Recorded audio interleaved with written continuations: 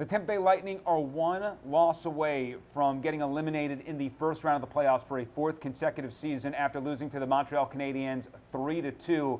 And David, when we look back at Game 5, it felt like A, the better team won in Montreal, and B, from the get-go, for a team that was returning home, coming off of all the energy from Game 4 and what that was able to bring inside the Bell Center, it looked fairly flat, working uphill the entire game.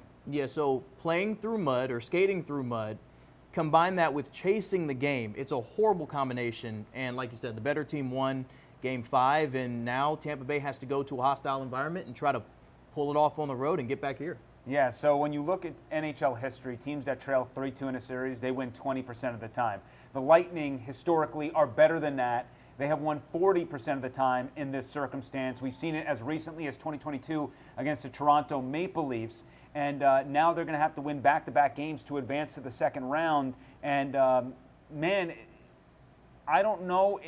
This series is so evenly matched, David. Yeah. Like, when we look at the teams, it just is pretty clear that the Lightning have no answer for what's happening in the bottom six for the Montreal Canadiens, despite how well they have done stopping all the stars for the Canadiens, at least in 5-on-5 play. Yeah, I mean, Cole Caulfield, 50-something goals in the regular season. I think he's only got, what, one in this series? Yeah, it was a power play goal. Yeah, one in this series.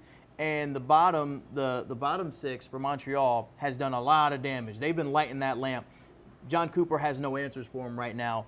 Dominic James is the only bottom six player with a goal for Tampa Bay in this series. So right now, in an evenly matched series, that is the biggest mismatch, and the margin for error is so thin, and we've seen 3 times where that has cost Tampa Bay. Yeah, I think when looking at this series, that's really the thing that we have to analyze the most, is that the bottom six for Montreal, if they end up winning the series, that's going to be the X factor. That and the Lightning power play is just not what it used to be, and we kind of knew that entering the playoffs, but again, it got reaffirmed tonight. Not that Montreal did anything on the power play either in Game 5, but still a sore subject for a lot of fans out there. Also, Nick Paul did not play in this contest. John Cooper telling media members that he found out about an hour before the game that Nick Paul was not going to be a go with what the team is calling an illness. They certainly missed him inside the faceoff circle because the Canadiens won 66% on the dot, and in a series where ice is hard to find and you really need puck possession, and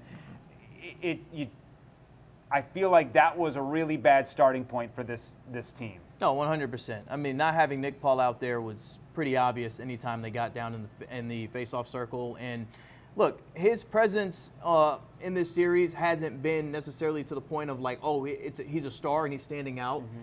But he was missed in Game 5, and hopefully whatever's going on, that can get figured out for Game 6, because this is a squad that's going to need a guy like him winning face-offs, so that way Tampa Bay has more time of possession, which they admitted they did not have enough of in Game 5. Yeah, this team, going back to mid-March, to be honest, they refused to really start games off well. I mean, it's either going to be tied or they're going to be trailing after the first period. We've learned to accept that out of this team. Now, they're really good as the game moves on. Mm-hmm. They scratch and claw. They find ways to come back. We saw it in Game 4. It's really become part of their identity. But again, to give up a goal in the first 3 minutes here, it sets the tone again, and you have to play a different style of game when you're losing versus working with a lead. And the Lightning just have not worked with a lead for very much of this series, and that is draining for any group of players. Yeah, and this is a group of players where a lot of them experienced that comeback in 2022. These guys have won Stanley Cups. There are some young guys on this team, but it's not just giving up that early goal. It's tying the game up, and 11 seconds later, finding yourself down again and having to chase the Canadiens. And then the same story happened in the third. Difference is they couldn't catch them.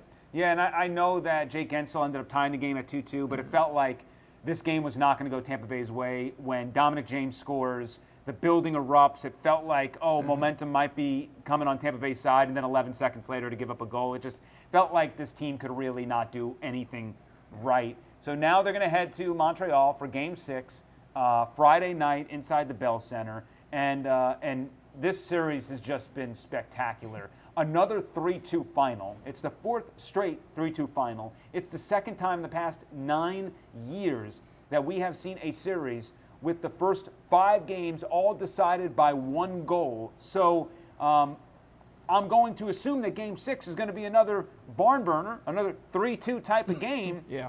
And we will see who steps up. Andrei Vasilevsky getting a lot of complaints from fans. The 3rd goal was a softie, no doubt. He was, when you look at the analytical numbers, he was an average goaltender tonight.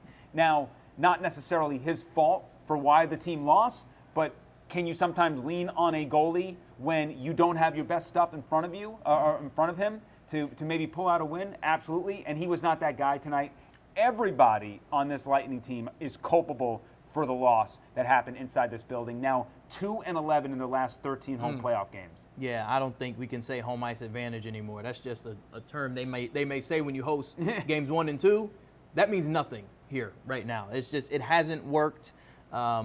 Overtime. This game didn't go to overtime, but that hasn't been very good either. So, yeah, they've got to figure out how to pull out a game on the road and then find out how to pull out a game at home in a winner-take-all scenario come Sunday. Yeah, so we'll see what happens. Again, puck drops inside Montreal Friday night, and if there is a Game 7, it will happen right here Sunday. We're still waiting for the puck drop time. We'll find that out if there is indeed a Game 7 to worry about.